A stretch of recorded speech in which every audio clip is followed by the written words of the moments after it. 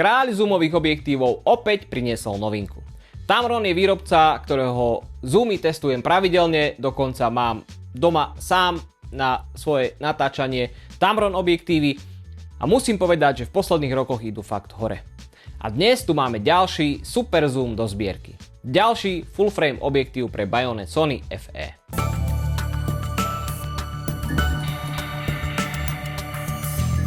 Ak chcete jeden objektív, ktorý zvládne skoro všetko, Tamron 25 až 200 mm f2.8 až 5.6 DI III VXD G2 je jeden z najzaujímavejších univerzálov, ktoré sa tento rok objavili. Na papieri to vyzerá takmer nereálne. Na jednom konci širokých 25 mm, svetelnosť f2.8, na druhom konci 200 mm, kde je ústlona f5.6.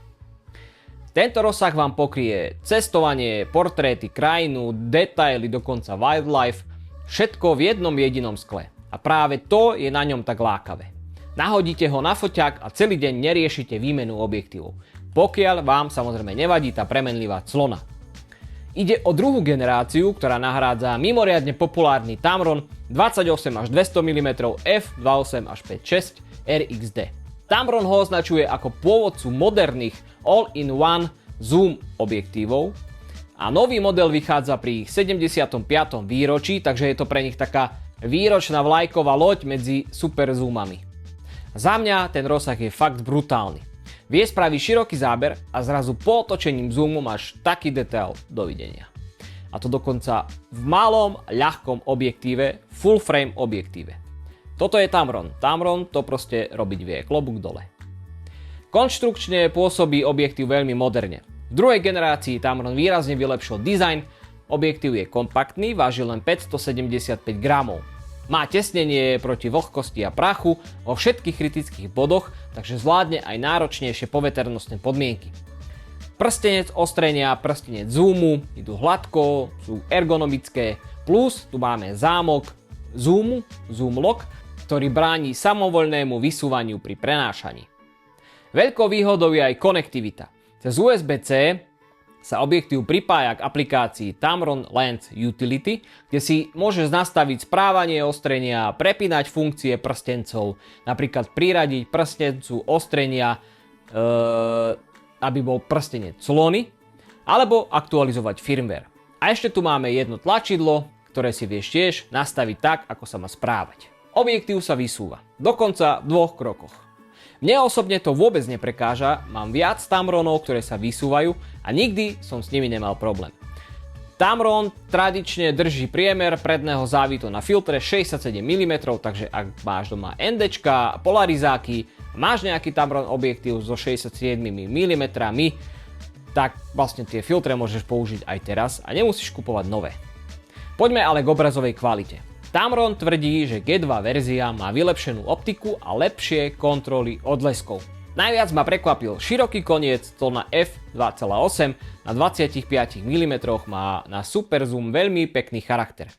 Na 200 mm treba rátať 5.6 clonov, takže pri slabšom svetle pôjde ISO hore, ale to je jednoducho daň za takýto rozsah. Ja som na začiatku trošička veril, že tá clona pôjde nejako viac úmerne s ohniskovou vzdialenosťou, že možno na tých 100 mm by to mohlo byť aj f4, ale nie. V podstate už pri 100 mm máš f5.6 a f2.8 máš len na 25 mm.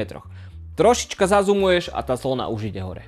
Autofokus poháňaný VXD lineárnym motorom je rýchly, tichý, spoľahlivý. Pri videu aj fotení drží presne tak, ako by ste od moderného Tamronu čakali. Toto je veľká vec, pretože práve pri univerzálnom objektíve nechcete riešiť AF-ko, proste AF-ko musí fungovať. Zaujímavá schopnosť je aj ostriť veľmi blízko s týmto objektívom. Na 25 mm na f2.8 dokážete zaostriť už 16 cm od čipu. A je to nejaké zväčšenie 1:1,9. Nie je toto práve makro, ale v praxi je to extrémne užitočné. Detaily jedla, textúry, malé predmety, alebo ak ste na svadbe, tak prstenie či dekorácie. Toto je vec, ktorá vás často zachráni v situáciách, keď nemáte so sebou makro objektív. Zoberete tento super zoom a viete si spraviť aj makro záber. Samozrejme, ani tento objektív nie je bez kompromisov. Premenlivá svetelnosť je prvá vec, ktorú si všimnete. Za mňa, alebo teda pre mňa, je to možno také najväčšie mínus ako pre profesionálneho kameramana, pretože to ohnisko je skvelé, ten rozsah je skvelý. Vedel by som si predstaviť používať tento objektív na svadbe, na stužkovej, na nejakých koncertoch, aftermovie, ale ak točím do logu, tak mám nastavený manuál na ISO, clonu a závierku. Takže pri každom jednom zoome alebo zazoomovaní toho objektívu by som musel meniť to nastavenie. Alebo potom to nechať všetko na f5.6 a nemeniť nič, ale to mi už príde dosť také o ničom, aby som všetko točil na f5.6, ak mám na objektíve f2.8. Ale ak používaš napríklad automatické ISO, tak ti to možno bude jedno. Napríklad na Sony, ak netočím do logu, ale do nejakého štandardného profilu, tak mi je jedno, aké ISO si tam foťak hádže, pretože ten šum to zvládne úplne v pohode. Kľudne to dám aj na automatiku, vtedy tá premenlivá clona vadiť nebude. Alebo napríklad na nejakých natáčaniach, kde máš do svetla, kde je všetko nasvietené, alebo si vonku na nejakej akcii, nepotrebuješ f2.8, povieš si, že potrebuješ práve ten zoom, tak si tam dáš f5.6, tento objektív bude super. Je malý, ľahký, brutálny rozsah. Čiže ja stále uvažujem, že by som možno mu dal šancu na niektorých tých typoch natáčaní, ktoré počas roka mám. Objektív nemá optickú stabilizáciu, takže ak máte telo bez stabilizácie čipu, treba s tým rátať. Ja som bol milo prekvapený, ako stabilný je tento objektív na 200 mm a musel som si dokonca overiť, či fakt nemá optickú stabilizáciu. Lebo to, čo som točil na 200 mm z ruky, to mi prišlo brutálne stabilné aj na mojej starej A7 S3, ktorá nemá až tak brutálny IBIS. Toto je jednoducho objektív pre ľudí, ktorí preferujú pohodlie pred absolútnym maximum kvality. V tom je tento objektív skvelý. Čo sa mi na objektíve páči, je práve tá univerzálnosť. Na Sony M-Mount naozaj nie je veľa objektívov, ktoré dokážu nahradiť polovicu vašej výbavy a pritom ostanú kompaktné. Majú dobré AF-ko a rozumnú optickú kvalitu.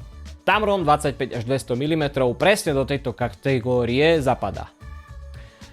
Pre cestovateľov, vlogerov, rodinných fotografov, kameramanov, ale dokonca aj pre profíkov, ktorí nechcú na niektorých akciách riešiť výmenu skiel, je to veľmi zaujímavá voľba. A posledná vec, cena. Tá je tiež dosť zaujímavá, cca 880 € za takýto full-frameový univerzál. A ešte jeden bonus, ak si Tamron kúpiš, potom zaregistruješ, dostaneš 5-ročnú záruku.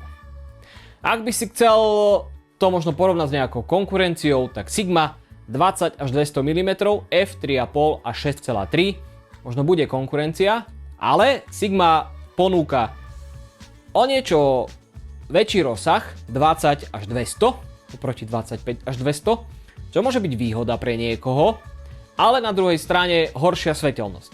Tamron 2856, Sigma 3,5 a 6,3. Takže je na tebe, či chceš väčší rozsah a clona ti je absolútne jedno, alebo chceš práve že tú nižšiu clonu a možno tých 5 mm ti bude jedno, že tam nemáš. Takže ak sa ti toto video páčilo, daj like, daj odber a zase niekedy na budúce. Čau.